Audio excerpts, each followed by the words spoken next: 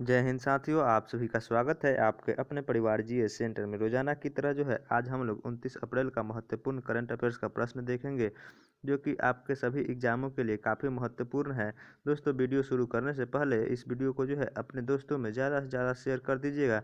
जो दोस्त जो हैं किसी भी प्रकार की कंपटीशन परीक्षाओं की तैयारी कर रहे हैं, उन तक ये वीडियो पहुँच पाए और वो इस वीडियो का लाभ ले सकें।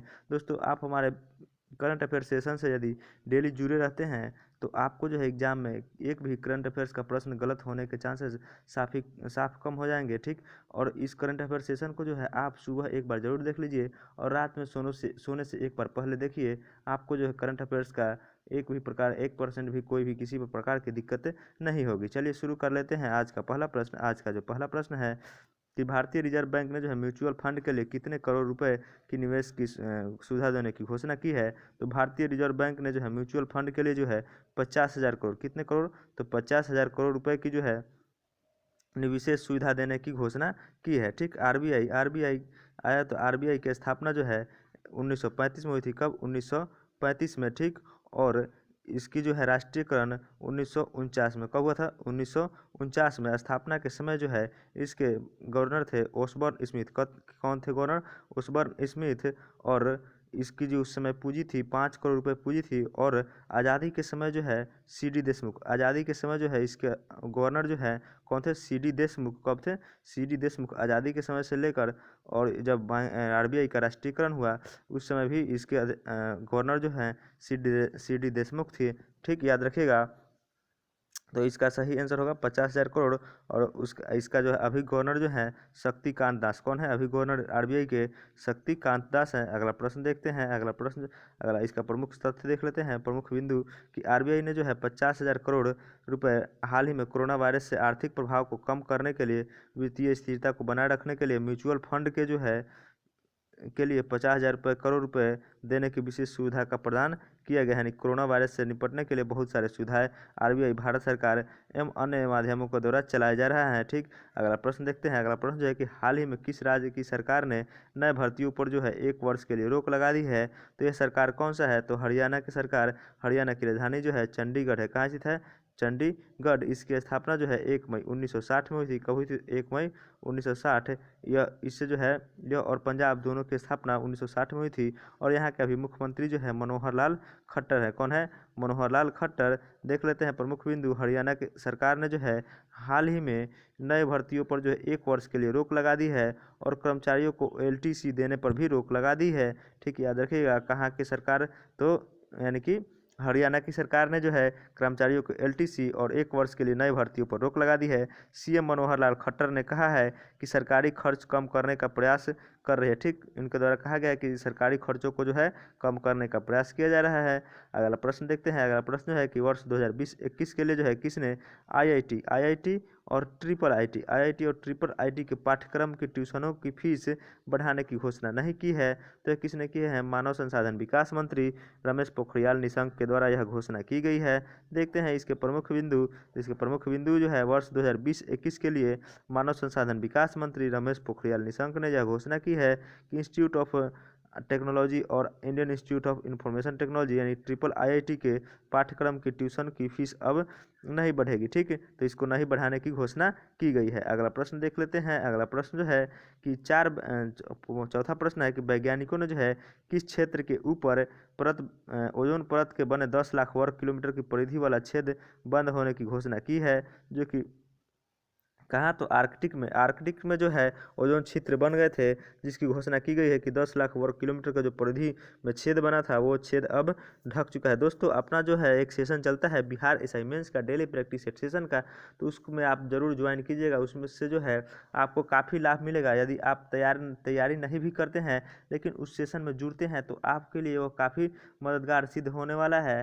ठीक, यानी कि आप डेली 100 प्रश्नों का सेट बनाते हैं तो आपके किसी भी एग्जाम में वो काम कर ही जाएगा। ठीक। और अपना एक सेशन चल रहा है हिस्ट्री का जो है मास्टर वीडियो का सेशन, जिसमें हम लोग 10,000 प्लस प्रश्न कर रहे हैं। 10,000 प्रश्न काफ़ी सिलेक्टिव प्रश्न है जो हर एनी टाइम एग्जाम में पूछे जाते हैं। तो आप इस सेशन को देखना ना भूलिएगा। इस सेशन को देख लेते हैं तो आप हिस्ट्री का जो है प्रश्न गलत होने का चांसेस काफ़ी कम हो जाएंगे। इसमें जो है वैसे ही प्रश्न को सिलेक्ट किया गया है जो आपके एग्जाम में बराबर पूछे जाते हैं। ठीक। तो याद रखिएगा, इन तीनों सेशन को देखना ना भूलिएगा।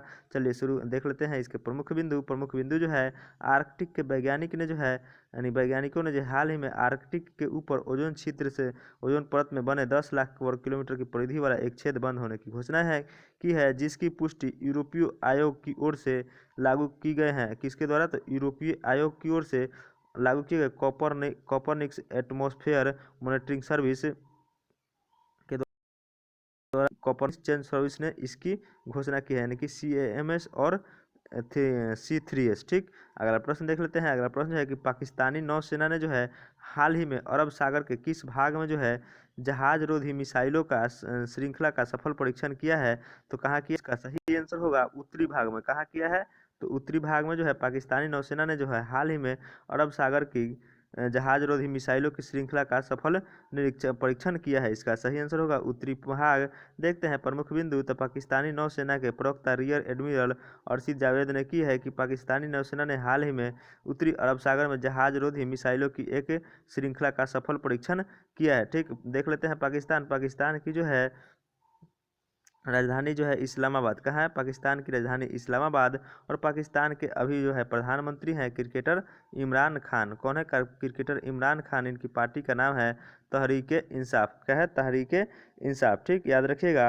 और पाकिस्तान का संसद जो है विश्व का प्रथम संसद जो है कि सौर ऊर्जा से संचालित होने वाला प्रथम संसद भवन है। ठीक, अगले प्रश्न की ओर चलते हैं। अगला प्रश्न जो है कि केंद्र सरकार ने हाल ही में कब तक के लिए बैंकिंग सेवाओं को सार्वजनिक उपयोगिता सेवा घोषित की है? ठीक, तो सार्वजनिक उपयोगिता सेवा कब तक के लिए घोषित की है? इसका सही आंसर हो जाएगा 21 अक्टूबर। कब तक के लिए घोषणा की है? तो इसका सही आंसर 21 अक्टूबर। देखते हैं इसके प्रमुख बिंदु को चलते हैं। तो प्रमुख बिंदु 21 अक्टूबर तक के लिए जो है केंद्र सरकार ने हाल ही में बैंकिंग सेवाओं को सार्वजनिक उपयोगिता सेवा घोषित कर दिया है, जिसका अर्थ है कि 21 अप्रैल से शुरू होने वाले इस अधिनियम के संचालन के दौरान बैंकिंग कर्मचारियों या अधिकारियों द्वारा कोई हड़ताल नहीं की जाएगी। ठीक, 21 अप्रैल से लेकर 21 अक्टूबर तक जो है कोई भी बैंकिंग कर्मचारियों के द्वारा जो है कोई भी हड़ताल नहीं की जाएगी। ठीक, अगला प्रश्न देखते हैं। अगला प्रश्न जो है कि 28 अप्रैल को जो है विश्व भर में जो है कौन सा दिवस मनाया जाता है? तो 28 अप्रैल को जो है पूरे विश्व भर में कौन? इसका सही आंसर होगा